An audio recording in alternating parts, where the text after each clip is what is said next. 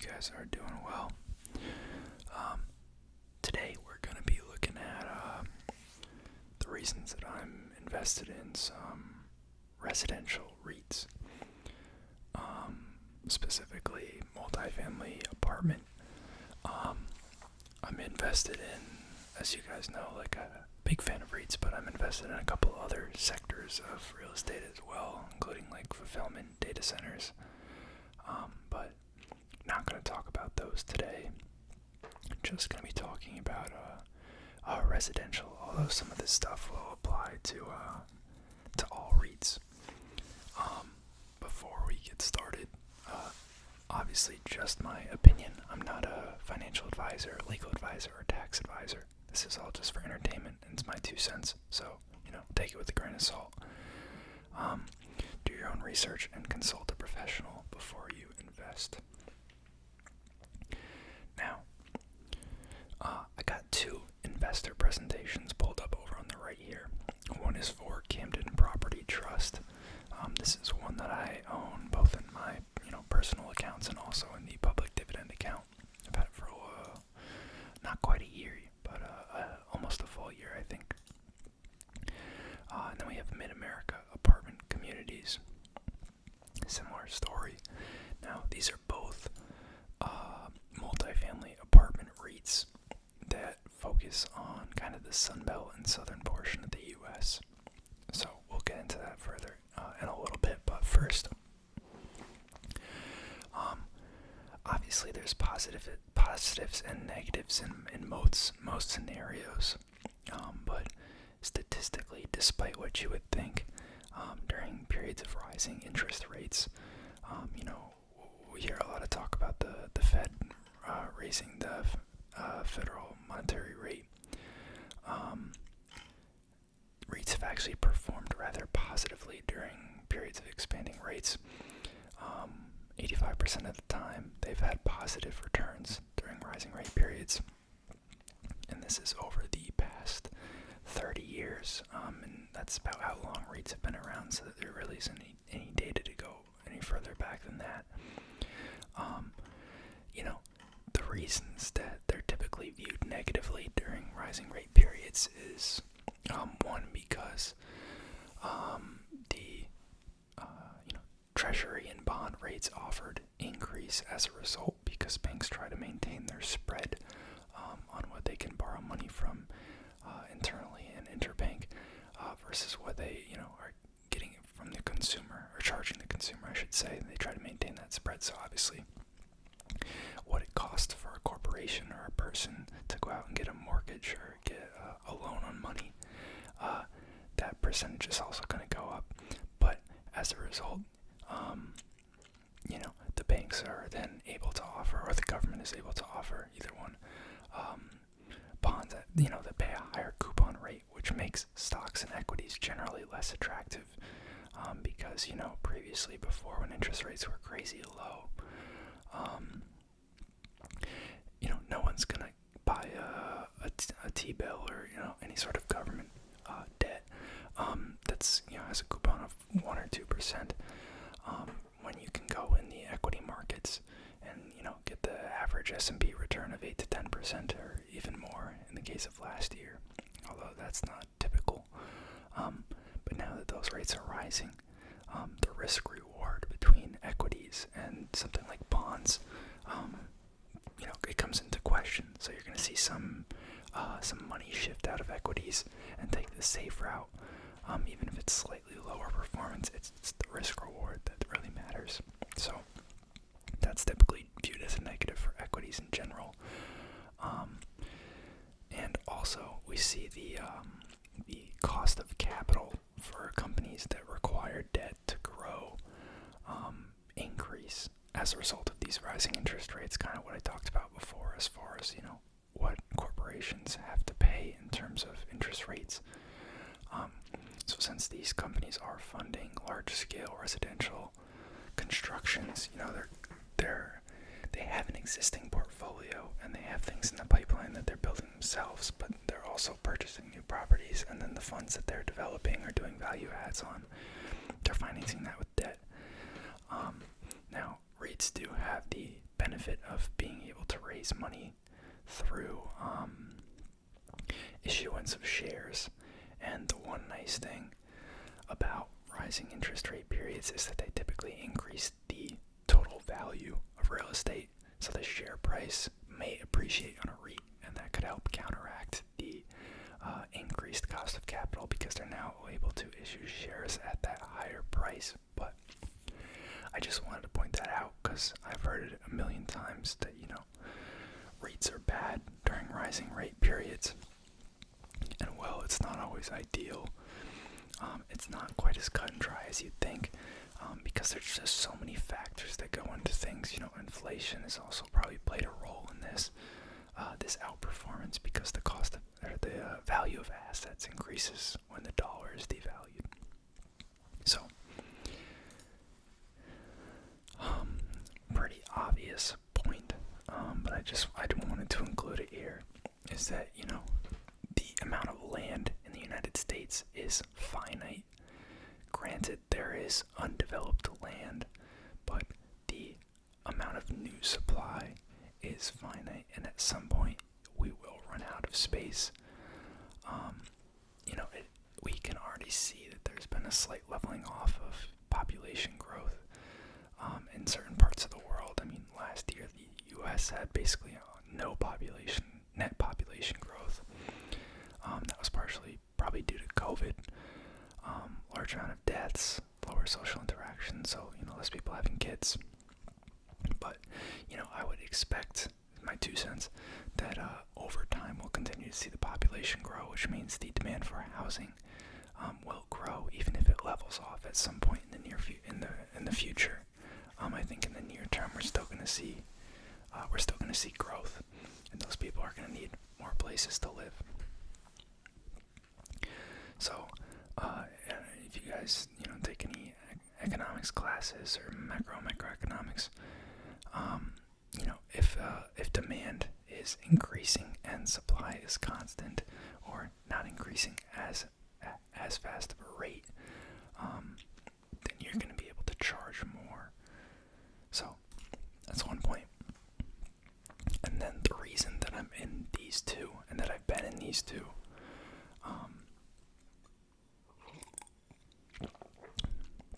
is because of their geographic locations, their focus. So, obviously everyone knows, over the past 2 years, kind of due to COVID, rising in remote work, there's been a lot of people who've moved around the United States, and I expect that, it won't continue at as fast of a rate. But I assume that as remote work becomes more commonplace and a lot of companies establish long-term plans for remote work, people will continue to move, or decide to move if they've been waiting it out, So, if we scroll through these investor presentations, let's just look at map here of Camden's properties, and then I assume we'll have a similar one in here. Yeah, here we go. A lot of these states, or at least these cities that they have properties in, are ones that have seen very nice increases in, people moving there. So I have some articles and data pulled up over on the left here. Let's just take a look. Top 25 cities that are seeing the most new residents. Now, granted, this was for the past year. This could not follow through, going forward. Trends could change. But I am, somewhat confident that the things that make these areas attractive aren't going to change overnight. We may not see as large of an influx, but, it might slowly revert to the mean. But I think they'll still see a net increase. So, South Carolina, we can see MAA. I'm just going to call it MAW because that's its ticker, MAA. Mid-America has properties in South Carolina. I don't believe CPT does. Florida, there's about 1, 2, 3, 4, 5, 6, 7, 8, 9 areas and cities in Florida that saw large influxes of people moving there. As you can see, CPT has what? It's at about 18.5% of their portfolio is in Florida. I don't know if Ma breaks it down by state somewhere in here. They probably do. Anyways, you can see they have still cities. You can see they have a number of hotspots, markets. 1, 2, 3, 4, 5, 6, 7, 8 markets there. Now, granted, we don't know what percentage of their total rents that is, but considering that it's one of the denser, populated markets for them, you can see this. Like, these states only have one market. They probably have a decent amount of properties there. Let's see. We got Colorado. Looks like Ma has one. They're probably both in Denver there. Yeah. Looks like it. So, CPT has 6% there. Ma has properties there as well. Another South Carolina one. Texas. Bunch of areas in Texas for Ma. Bunch of areas in Texas for CPT. That's almost 23% of their portfolio is in Texas. Neither of them have properties in Idaho. Another Florida one here. Maryland, that's going to include the Washington, D.C. metro, so that's a big area for CPT. And likely, looks like for Ma as well. Oregon, got Ma there, it looks like. Or no, Oregon's up here, I'm tripping. Neither of them. South Carolina, Arkansas, Nevada. Looks like just Ma. North Carolina, they have properties in North Carolina. You can see Charlotte, Raleigh, Durham area. Those are big properties for both Ma and CPT. Phoenix, Arizona, huge market for CPT. Ma has a decent amount of things there as well. Nashville, Tennessee, not a huge market, but CPT has a presence there. And looks like they have presence in Ma there as well. So you can see all these areas that saw huge influxes and are likely going to see, not just my 2 cents, likely going to see, steady inflow going forward for a variety of reasons. These places are going to benefit from, and as long as the influx in people and the influx of people with money, because a lot of these are remote workers with good solid jobs, the more we're going to see pricing power over rents, and the more we're going to see home prices inflate, which can often lead to higher rental rates due to affordability reasons and just a lack of new constructions. And that's actually another thing, is that one of the reasons that rising interest rates benefits asset prices is because it makes new constructions more expensive. So although that can be a negative for a REIT, we discussed earlier why it's not a huge deal, but for anyone looking to build single families or personal residences, that combined with the supply issues we're seeing right now and the shortage of construction labor, it makes it very, very hard to consistently increase new home starts. If you look at the Census Bureau data, which just gives more precedence to companies like CPT and Ma having pricing power and high occupancy in these target markets that are seeing large influxes of people. Now to talk about pricing. So they talk about it in both of their investor presentations, and I think they probably give exact percentage rates on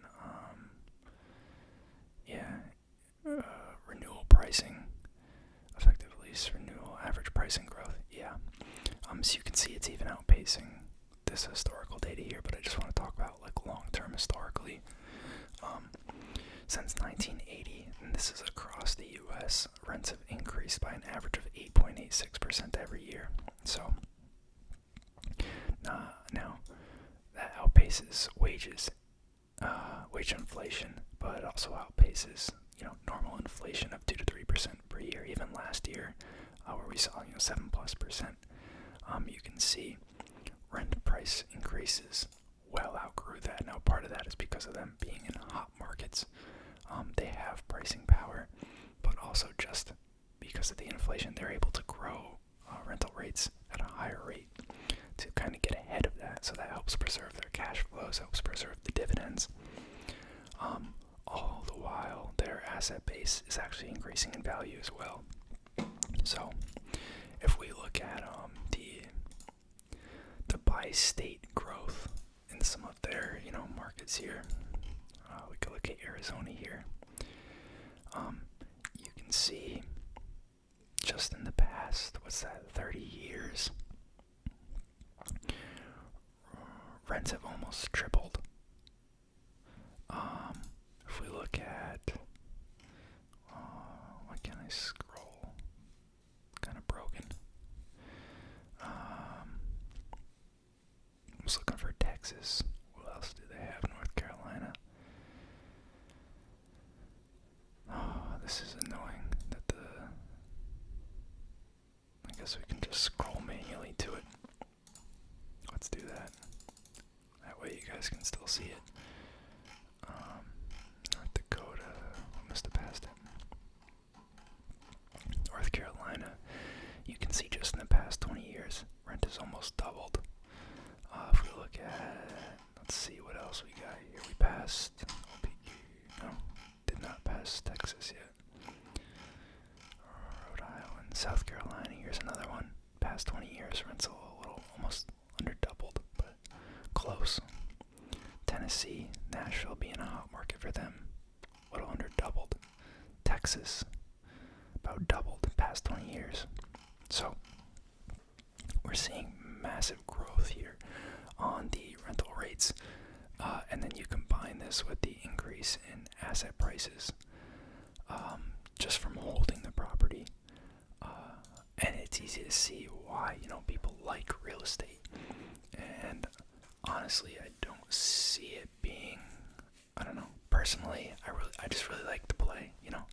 I have a lot of my money in total market index funds still, but as you guys know, I'm a big fan of REITs. These are some of the many reasons why I think real estate is a cool place to be. Obviously, I don't want to have to go through the trouble of actually getting properties physically, so REITs is the next best thing, in my opinion. If we look at here, home price index change over the past 22 years, so since about 2000.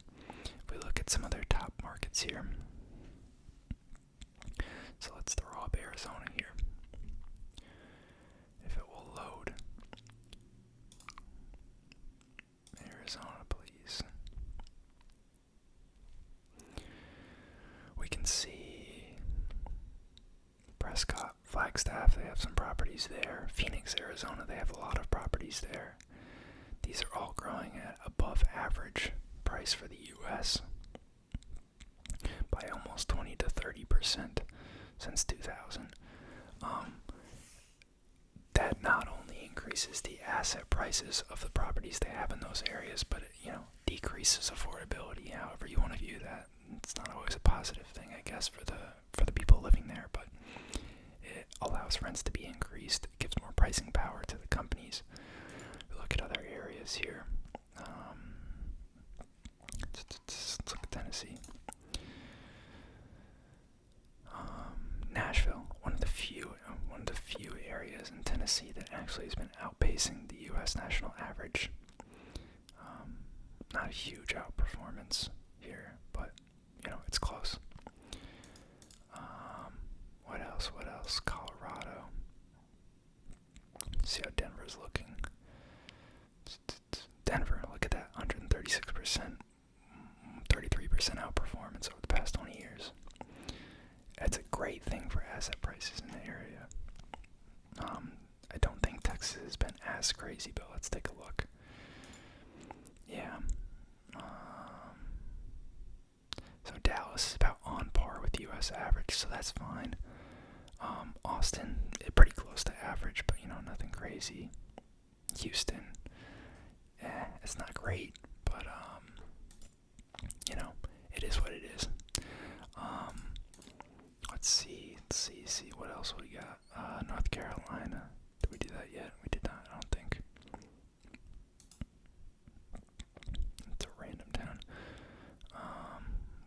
actually surprised this hasn't grown more, but I guess this has seen more of a recent tick lately. Charlotte, North Carolina up 73%, Durham 69.3%. Kind of surprised that's not higher. Atlanta, I think it's a big area for Ma.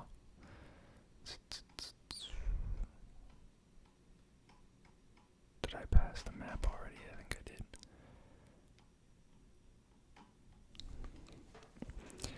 And you gotta keep in mind too that because Ma and CPT's properties are extremely nice and have a lot of amenities, they're gonna be at the the top end of the range in terms of capital appreciation and value. I'm surprised Atlanta's not higher, honestly. But yeah, so now if we look at their performance over the past year, I think I picked them up last summer, so not quite these full gains here, but about since here. They've done really well. They've outperformed the S&P by a lot, and then you factor in dividends of 2 or 3%. They're increasing dividends, both of them. It's mid-single digits increases, but that's fine. You're just looking to outpace inflation really there. If the asset prices or the stock price is increasing this much, that's not a big deal to me. Now the real question is how will they perform going forward? They've had this huge run up, and even if you look back even further, they've outperformed the S&P for the past 5 years. And this is without dividends reinvested, I believe.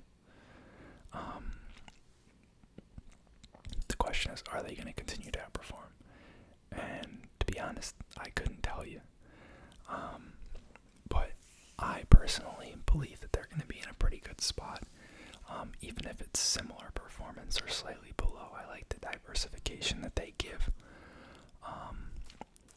And yeah, that was a lot that I just threw at you guys. I'm honestly surprised I was able to talk that much.